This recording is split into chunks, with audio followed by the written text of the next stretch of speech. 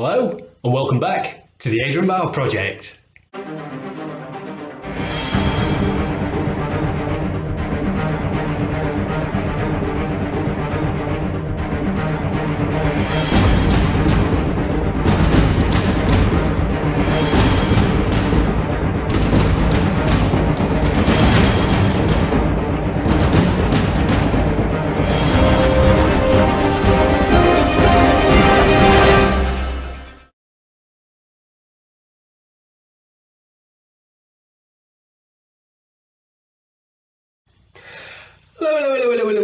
Many thanks for choosing to click on my thumbnail and to watch my content. Very much appreciated as always. So, you can tell from the thumbnail, we're on vlog number 3 of my Millennium Falcon building. Yes, I'm as surprised as you are that number 3 is up so quickly.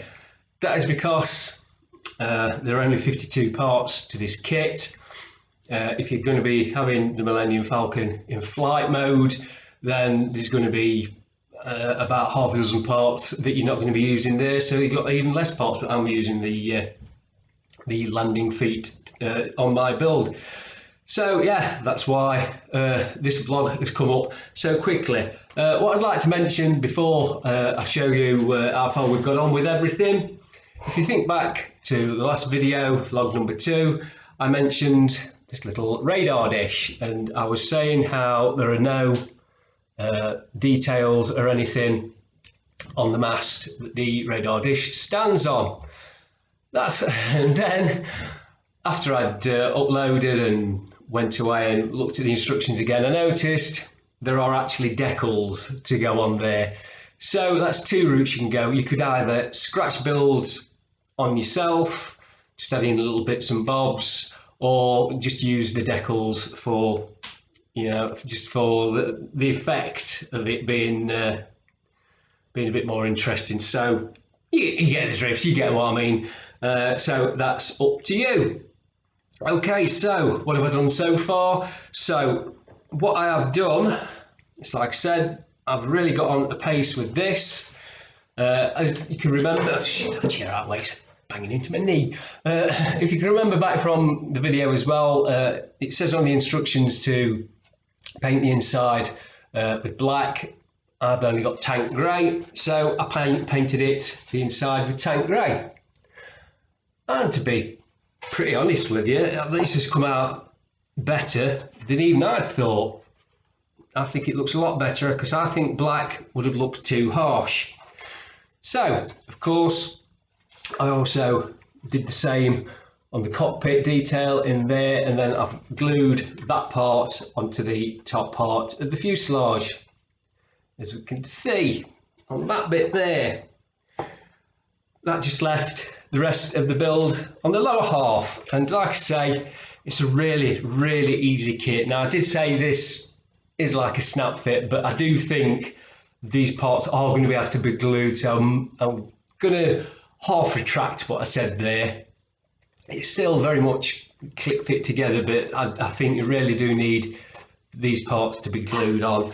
So as you can see, we've gone all the way around the edges there with all the little side parts. I think there's like 1, 2, 3, 4 there, those 2, and that bracket in there, those 2 small parts on there. I don't know if it's going to pick up on the camera, but it is going to benefit from some filler there, because I don't like that join there at all. I do think that's going to need filler there. It's going to be the same on that as well. Now, as you can see, got the gangplank on. That's what it looks like, grey.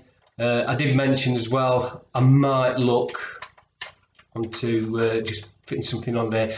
I don't know, I might just leave it as it is. I've still got to get the pylons that raise the gangplank up and down on.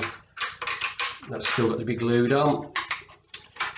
Oh, so as we say, that just clicks on there. And that just leaves just painting the outside, I think, for the most part. What I did do is I masked off this cockpit because all the other clear part there is going to have to be painted that light grey. I thought this was going to be a doddle. It was an absolute pig. That's mainly because they are funny shapes and it's on a curve, so it was a right pain in the bum to do. So what I suggest is, if you're not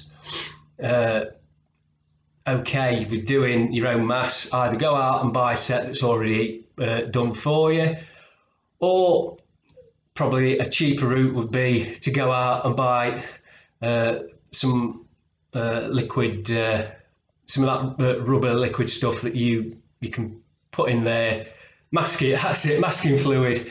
Just couldn't remember the name of it there. Just go and get some masking fluid and fill it in, because these windows, they are really deep setting, so there's no risk, as long as you don't put too much in, that they're going to flood over and anything.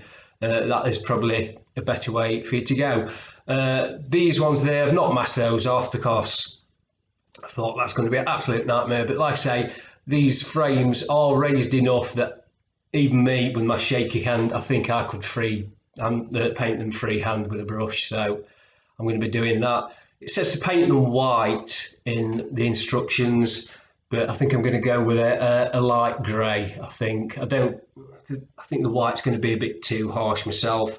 So there we go. Another thing was as well, I did say I was going to fit all the model together and then paint it.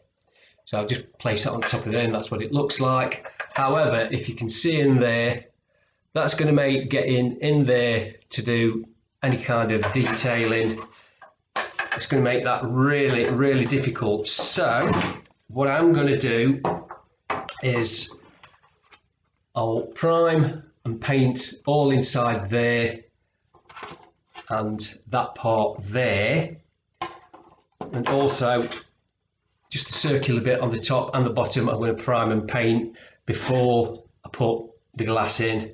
That'll stop getting paint all over the glass. And then when I've done that, paint the back as well, because we've got to get that glass clear plastic part in there that represents the engines there. That's got to be painted. Some tape on there, sorry. That's going to be painted as well. So I'll get all that grey done as well before I put it all on, and then I can mask it off. And then after that, I will be gluing the top to the bottom, and then I can just carry on and paint the rest of it.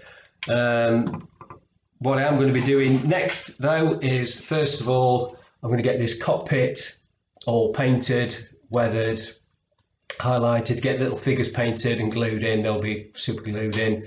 Get the decals on, and then I can get the glass part in place. And then when I come to spray paint it, it's all going to get, all the same coat. You're not going to be painting that separate. It ended up being a different shade, so it will be primed and painted when I do the rest of it as well. So there we go. That's the vlog for today. That's how far I've come with it.